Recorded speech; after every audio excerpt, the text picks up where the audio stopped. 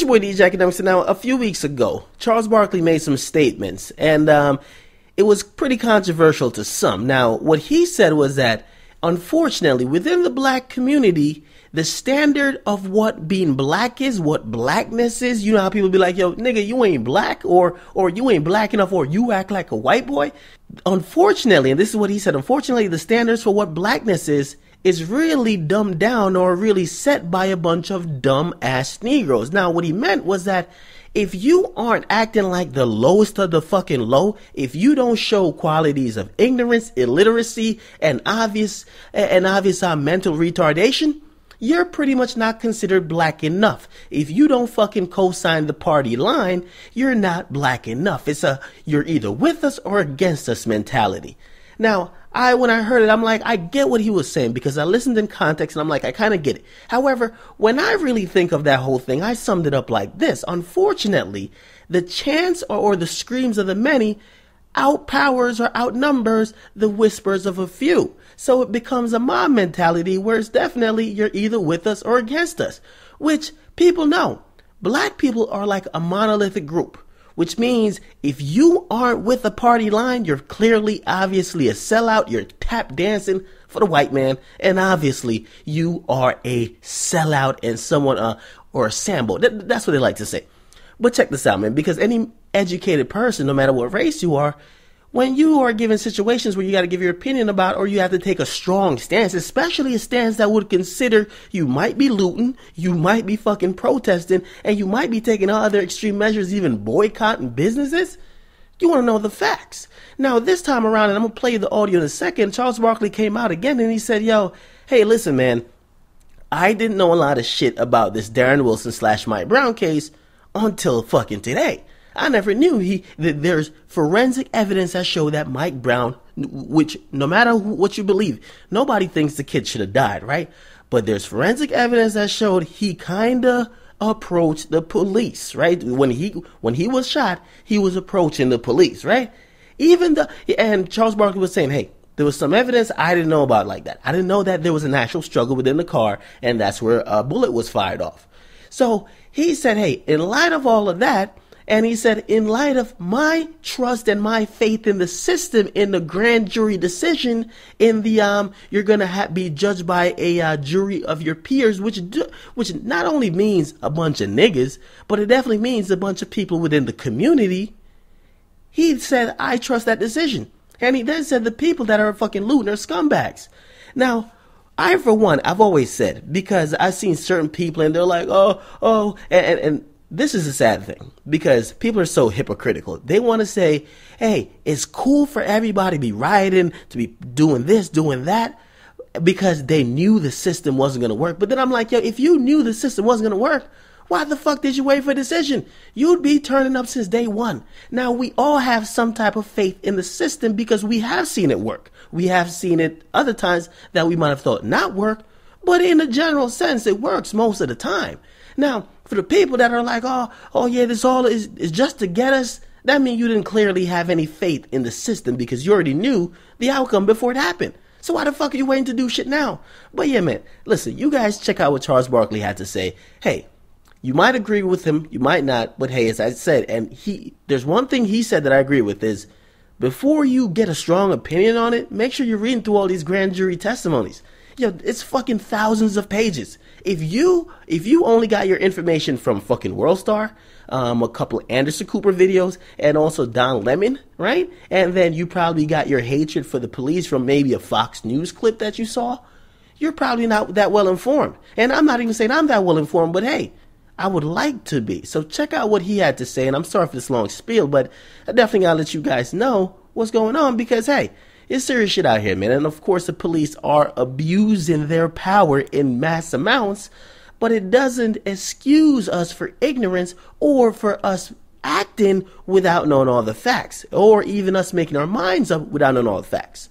Nobody deserves to die if they robbed a store. Nobody deserves to die if they're unarmed.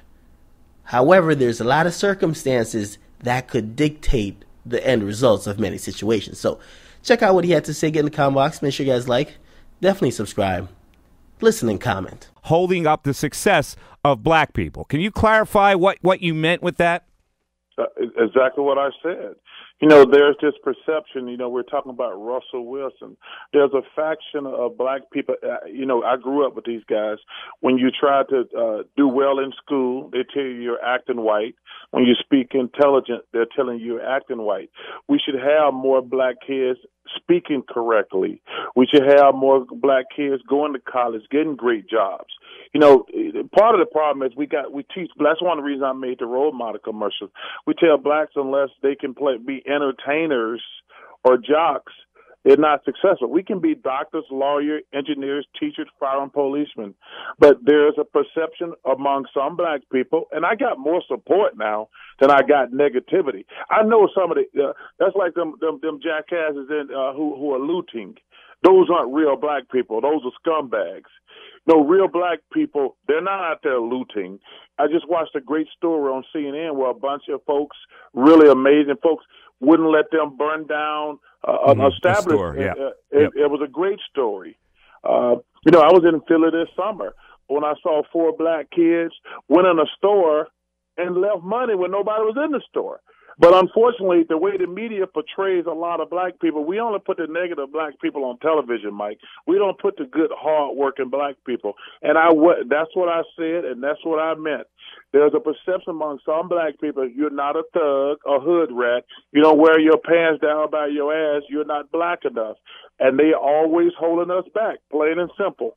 And I ain't shutting up, and I ain't backing down.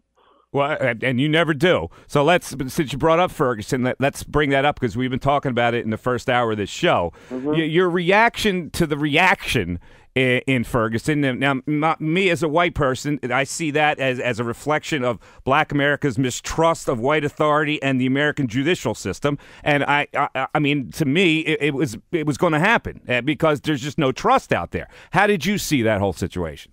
Well, I thought it was really unfortunate. Like I say, I need to really read the grand jury because, you know, Mike, we live in a quick story media, social network situation. You know, I'm hearing things today I haven't heard at all. You know, that even the black witnesses said this guy came 20 feet at the officer. They were fighting inside the car and 2 bullets went off. You know, I didn't know the kid came. I mean, the blood splatter, so the guy came at the cop 20 feet. I'm not saying who's right or wrong. I'm just hearing the true story that came out of the grand jury investigation. Yeah, the evidence would lead you to believe that the officer acted properly. But the mistrust, black people aren't going to ever see that. And that's where the problem lies. Well, but let me just say this, man. I think we have to be I know I'm black, but I'm going to try to always be honest and fair. We have to be really careful with the cops, man, because if it wasn't for the cops, we'd be living in the wild, wild west in our neighborhoods. I think we can't pick out certain incidents that don't go our way and act like the cops are all bad. I hate when we do that because think about it. Do you know how bad some of these neighborhoods would be if it wasn't for the cops? Listen, and first of all, it's always great to play Monday morning quarterback. Like he shot him a lot. Like, well, if you got a gun and you're fighting with somebody, you're not going to shoot him once. You're going to pull the trigger X amount of time. Like I say, I don't know what happened in Ferguson. Nobody knows what happened. I want to take the time as a responsible person, read the grand jury statement. Like I say, I didn't know they got to fight inside the car. That what tells me something like, wow, there's 2 shots in the car, and it's been proven that the young kid came toward this guy for, I want to say 22 feet. I didn't know that until this morning because the media has rushed. You know, I can't believe anything I hear on television even. Well, you got to understand that most of this evidence, though, is coming from the mouth of the police officer. That there isn't a witness but that's forensic evidence. Yeah, the forensic evidence would indicate that he acted properly, but he's also telling the story. And I don't know, like the other witness. But I'm saying, I was 3 or 4 witnesses who were black said exactly what the cops said. See, that's why I don't like talking about racial stuff with the media because, like, they love this stuff. They love to see not even a great story. Controversy sells, unfortunately. It's just an awful situation. A young kid got killed. Man, the cops are the last line of defense. We shouldn't just jump to conclusions. No, I got you. I got you. And again, but we're going to jump to conclusions, especially Black America, because of situations in the past. They should not do that, Mike. No, you're right. It's hard. They don't jump to conclusions when black people kill each other. It's like part of their everyday life. Mike, you know I'm in Philadelphia all summer. It makes me sad every single day that I see this black-on-black crime. I mean, it really makes me sad. Like I say, I'm in Philadelphia all summer. You know that. I'm there 4 months a year. Mm-hmm. It really makes me sad every single day. Not one day, not Monday, not Wednesday. Every single day, black-on-black crime is an epidemic, and nobody goes crazy. And like I say, I don't know what happened, man. I'm just going to go by the evidence, forensic evidence. But that being said, there's no excuse for those people to be out there burning down people's business, burning up police cars. That serves no purpose. Totally agree. That serves no purpose whatsoever. I totally agree. All right, let's move on to a couple other subjects I want to talk about.